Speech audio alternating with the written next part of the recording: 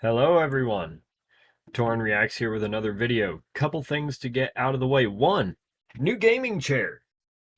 We actually have a gaming chair. No more dining room chair. Let's go. Number two, anybody curious as to what this is? This is what happens when a very minor work-related quote-unquote injury, not really an injury, it just got cut open a little bit, meets redneck intuition and first aid. With that, here's 5 wrestlers who desperately need a push, and 5 they need to stop pushing instantly. Brought to you by the people over at WrestleLamia. Go give them a follow. Or subscribe. Yeah, subscribe. Sorry, this is not Twitch anymore.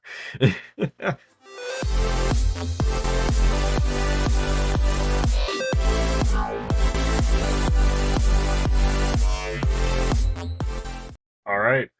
As was stated earlier, 5 wrestlers who desperately need a push, and 5 they need to stop. Let's see what WrestleLamia thinks. And I'll be going ahead and throwing in a couple people myself, should I think anybody needs to get changed out of there. Triple H has brought back a lot of talent, making the WWE more competitive than ever for superstars searching for the spotlight. Join us now as WrestleLamia looks at 5 wrestlers who need a push, and 5 they need to give up on, and 5 who need a fresh coat of paint. Now keep in mind we're only dealing with singles wrestlers, so we're going to be getting superstars on the main roster. Be oh, sure to subscribe fun. We're going to be getting 5 others I didn't even know about. And follow us on Facebook for exclusive lists. Nice. Also check out our new channel, WrestleLamia Shorts, and our other channel, WrestleLamia Hindi.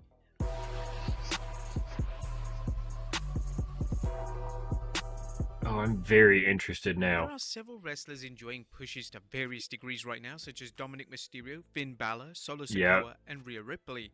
However, these 5 need more of a push than they're getting right now. As number 1, Raquel Rodriguez. It's baffling that Raquel Rodriguez hasn't been pushed further. While her ring work can be a bit clunky, her size and overall talent make her a natural for the women's division. You give her just a little bit. Where your chances of being pushed are next to nothing unless your name is Charlotte Flair, Ronda Rousey, or Liv Morgan. Number 2, Damian Priest. The Archer of Infamy started off strong in the WWE when he received a high-profile match alongside Bad. Let me go ahead and just pause right here because oh my freaking goodness. Raquel Rodriguez. Granted, very much accurate to what he said. Her ring work is a little bit clunky. But you could go ahead and put her with a trainer, a good trainer like one of these legends that they have.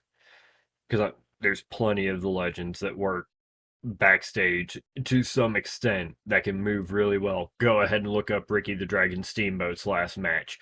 That arm drag is just as beautiful as it was in his 30s, man. Turning like a chess player. He's looking for that opening, and there it is. Hip lock takeover by the Dragon, and the Steamboat arm drag. The trademark Steamboat arm drag. But you go ahead and get her just a little bit more training and a little bit more fluidity and everything. Oh God, she's already a person that I would look at for IC title in any capacity, you know. But you go ahead and get her the training. She could easily be right up there with Becky here in just a year or two. Bunny at WrestleMania, but fell into the background until things picked up after joining the Judgment Day. Whilst Priest has worked many tag matches, he could benefit from a singles push. Number 3, Rick Boogs. See, I'm not a fan of that one. For his incredible physique and his incredible charisma, despite questions about his ability to work and different. I'm sorry, you go with that picture. That look at this face, everyone. Opponents. Boogs has the je ne sais quoi that could make him into an unlikely upper card or even main event star if he's presented properly. On paper, his act shouldn't work well as he's so ridiculously over the top, but somehow he makes it work, and with the right positioning, he could quickly break out towards the top. Number 4, Knight. Yes! Okay, first off, Rick Boogs, I like him. As a singles competitor, with his whole attitude and everything, he reminds me a little bit of Santino if Santino is just buffer. Like, this is buff Freddie Mercury. Here, let me. Yeah, look at this guy right here. Look at him. That is a buff Freddie Mercury, and I know somebody that named themselves Lucha Freddy who wrestles. He doesn't even look like Freddie Mercury the way Rick Boogs looks like Freddie Mercury here. Break out towards the top. Number But 4. before I get back into it again, because I almost completely skipped. That being said, he could very easily end up taking over an intercontinental scene. You go ahead and put him in a US or an IC, probably more IC right now because Austin Theory just has that punchable face that sells tickets. So he's going to be holding on to that US title for a little while, I feel like. LA Knight. LA Knight has quickly Huge shown yes. he's 24 karat gold. The arrogant heel whose mouth writes checks his ass can't cash has gotten over quickly with the WWE Universe in no time at all after ditching the Albatross Max Dupree gimmick. Indeed, Knight may be wrestling as Mr. Teflon, as seen by his dreadful program with Bray Wyatt where he came out smelling like roses. That doesn't mean the WWE should book him against anyone. As good as Knight is as a heel, he seemed destined for an even bigger run as a babyface, and the WWE should start preparing him for such a run. And number 5, Karrion Kross. Karrion is one I feel like was going to go under the radar, so I'm very happy to see he's here. To Triple H's handling of Kross in NXT to suggest how the game knows what fans want. However, Kross's treatment on SmackDown has fallen far short of the mark, suggesting Triple H doesn't have the Midas touch he's often credited with. The WWE seems reluctant to put Kross into any title programs, which may be the case of timing. If so, it's difficult to explain why Kross's programs have been so lackluster so far, despite programs against Drew McIntyre and Rey Mysterio. But those are the wrestlers who need to be pushed. Who does Triple H need to put the pause button on? But real quick, let's hit the pause button ourselves here. While I can agree with that, I think Karrion Kross is more just a thing of bad timing. Like he said, Drew McIntyre. If he pulled off a win there, I was going to be losing my mind. If he pulled off a win against Rey, again, I'm going to be losing my mind. This is a guy that was easily main event material at his prime, as shown by the triple threat match at WrestleMania, and still to this day is main event material in reality, despite being in his, 50s, I think it is now. So, without a doubt, I think it's just poor timing for Karrion Kross. Now for him saying Finn Balor, because I know I made a comment with that. I can agree to an extent. What I think they need to do with Finn is they need to let Dominic basically kind of grow on his own and be his own thing, you know? Let this bad boy persona build up that he has. Let Rhea go ahead and do her thing over in the women's division like she has been. That's the reason she's champion now and beat Charlotte. And then go ahead and take Finn and Damian Priest. Have them be the tag team part of this faction. Have them be the tag catalyst for this team. That right there will go ahead and create so much opportunity for him. Because, yeah, okay, granted, the tag scene is not the best thing in WWE right now. But you go ahead and put those two together, I would be surprised if the Usos got out with a win. I would be surprised if, I'd be surprised if just about anybody in the tag team division right now, I mean, got a win over them. To me, you would almost need to bring back a rated RKO type of situation in order for this to really get stopped dead in its tracks. Because we see, we saw Sammy and Kevin win. Sammy and Kevin can hold their own for sure, but I don't think they would be able to hold up to Damian Priest and Finn Balor. WWE has several superstars who are being pushed harder than their talent or ability to resonate with the fans warrants. In these cases, it's time to press pause on their pushes. As number 1, Liv Morgan. Liv Morgan is a popular star who finally got a break when she won the 2022 Money in the Bank and successfully cashed it in against Ronda Rousey. As we pointed out in the past, the WWE I'm not deserved so a sure break about giving this the woman one. a run, but she didn't succeed as a main eventer, partly because she didn't seem credible against Ronda Rousey, and second because she is clearly lacking in the ring. Morgan makes too many Fair. mistakes to be competing at a top level.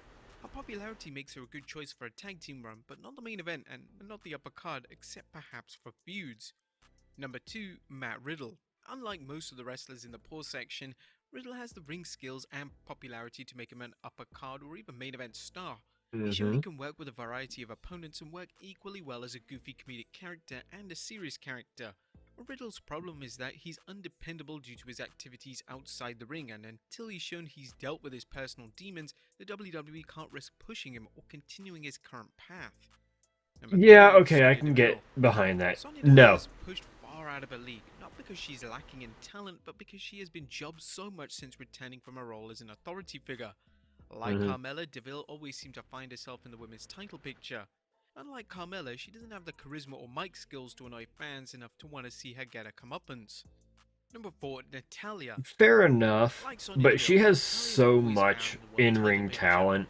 Normally that wouldn't be such a bad Keep, thing, as the maybe veteran not can keep still the go in push ring. It's a going, classic example but of let a her wrestling sit, you know, go ahead and let her be in that mid-card for a little while, have some good feuds and everything. She doesn't need to be in the title scene. Younger wrestlers is arguably the best role for her, but it's unclear whether it's a temporary role or more of the WWE's inability to consistently book the Blue Brand's women's undercard. And number Yeah, 5, it's just they Ronda can't Rousey. Does book Ronda the Rousey women's belong in the undercard. main event? Well, that would seem to be a no-brainer. After all, Rousey is the baddest woman on the planet and could tie nearly any female superstar into a pretzel with ease. Nonetheless, her current singles run has been a bit of a snoozer. Rousey still can't cut promos, and she looks like she's sleepwalking every time she steps into the ring.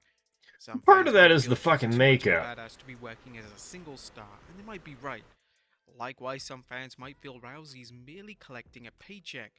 Well, the WWE hasn't given her I don't credible think- opponents to work I- with. No one can tell me that Rousey is just there collecting a paycheck. And the reason I say that is she has too much respect for what goes on in that ring. Now, some of you may be a little surprised. I'm going to go ahead and explain my reasoning right here. Right here, right now, that way y'all understand. Nobody usually ever thinks, oh, hey, you know, this person just retired or had retired a while back. Let me ask to see if I can use their move as a signature or a finisher for myself. No one thinks, hey, let me go ahead and ask if I can go ahead and use this nickname or this gimmick. You know, Chuck Palumbo for a perfect example right there. Granted, that may not have been him directly, but it plays very heavily off of the American Badass. I would assume that was a WWE choice, not a him choice. But, anyways, Ronda, though, before she even came out doing the Rowdy Ronda Rousey thing, same way with Roddy Piper, she asked him for permission to use the Rowdy nickname.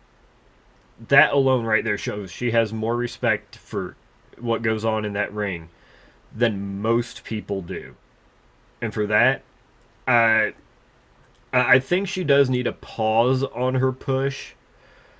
But the great spot for her, because like he was saying with Natalya is kind of in there mainly just destroying more of the younger talent and everything on the women's division, because SmackDown doesn't really have the ability to go ahead and book actual believable feuds for any title, for any women's title at all right now. It's between 2, 3, maybe 4 people at most.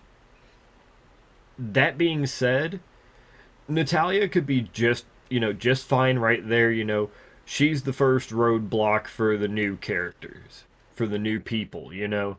You may even go ahead and be the same person, the same way Husky Harris ended up leaving and then coming back, and then we know him as Bray Wyatt.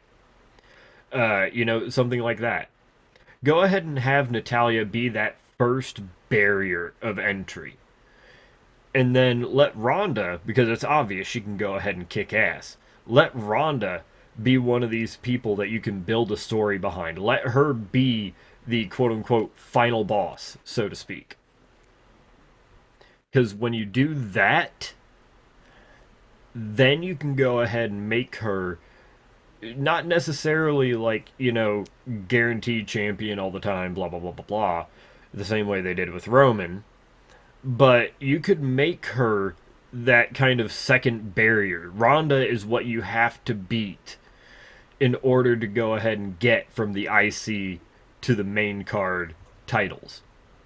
Something like that I think is perfect for Ronda. And when she did, the booking was usually awful. Whatever the case, Ronda shouldn't be pushed in the singles division because it's not working for her or opponents. She's hurting the main event, but what else to do? Thankfully, Rousey has solved this problem for fans by announcing she wants to team with Shayna Baszler.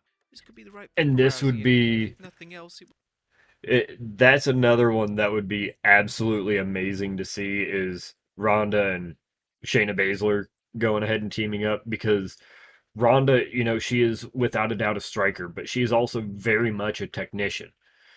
Shayna Baszler is coming in a little bit newer, but God, she almost reminds me of the phrase bruiserweight. She is just straight in there, smash mouth, go crazy, you know?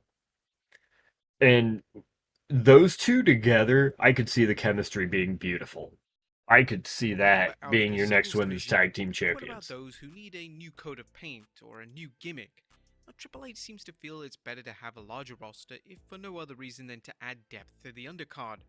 As WrestleMania nears, fans should expect to see some releases after the As show WrestleMania using nears, While these WrestleMania next is 5 already wrestlers done, are dude. expendable, they can contribute if the WWE puts some effort into booking them. There's number 1, Dana Brooke.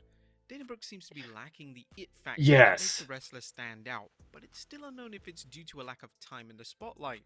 Brooke has the physique and technical skills to work matches, but really hasn't had any kind of push other than during her time in the 24/7 division in 2022. Yep. She's shown the ability to be a supporting player in the mid-card, but remains underutilized and at times ignored. Number 2, Tamina. While Tamina's career may be I'm gonna tell you right now, here's the perfect coat of paint that you go ahead and put on Tamina. People will get behind her. You don't brand her as Tamina anymore. She's not just Tamina. People forget this part.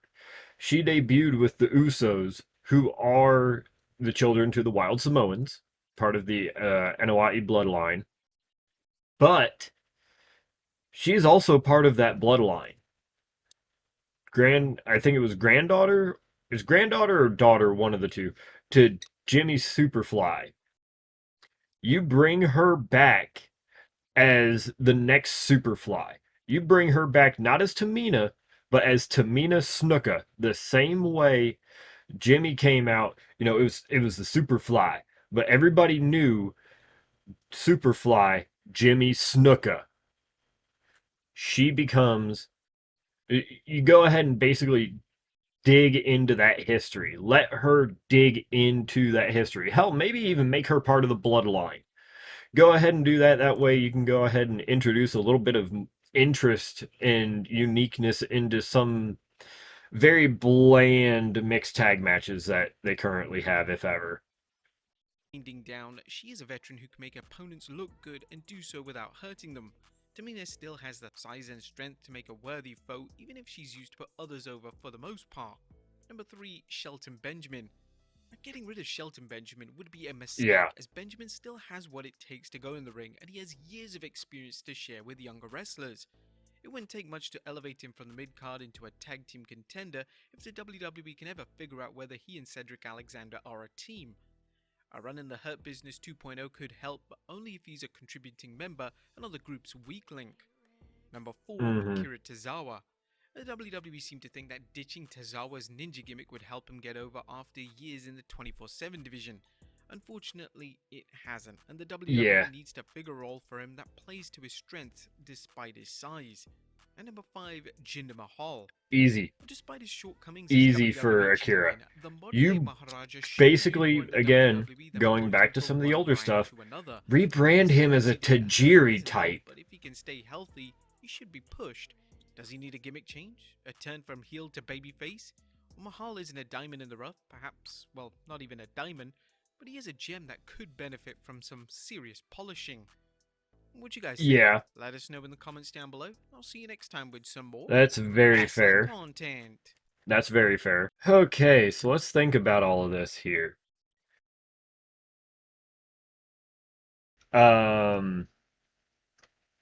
Liv Morgan, I like her. I think she does need to have a bit of a slowdown. And even if that means, going ahead and stopping her entire push for a little bit, whether that means throwing a new coat of paint, like they were saying for Dana and all of them. By the way, you throw a new coat of paint on Dana Brooke, that either becomes very dangerous or very detrimental to her entire career, potentially. Now, granted, it all comes down to her role and how well she's able to play it. That being said, she's very well set in the role that she has right now, and I think you're going to have a hard time uh, getting her out of that without maybe necessarily keeping parts of that aspect. So, like, as we saw in the pictures and everything when they were going through, she has a fair amount of muscle mass to her. So go ahead and build her as this just beast, Go ahead and start building her up as a, almost a Tamina. Go ahead and have her, tell her, work out in the ring a little, or not in the ring, but in the weight room and everything a little bit more. Bulk up, because we would love to go ahead and brand you as the next just dominating force. And that could be amazing. One person I think does need a new look, a new gimmick, a new something. For sure, Doudrop. If she's even in WWE anymore. I don't even know if she is or not. But the one thing I will say with her is she's one that I always felt was very lackluster. There are some people that absolutely love her, and more respect to you. I personally have never been a huge fan of her, but I can say that there's people that I've also been less of a fan of. That is probably where I'm going to end this, just because of the fact of everything else I was able to go ahead and state during the video. I think I covered everything that I was wanting to talk about in that as well. So glad to see that we got 5 that need a push, 5 that need to stop, and 5 that need a fresh coat. Because I didn't know about that third one. That one wasn't in the title. So that was fun to end up finding out. But until then, I will see you all in the next video.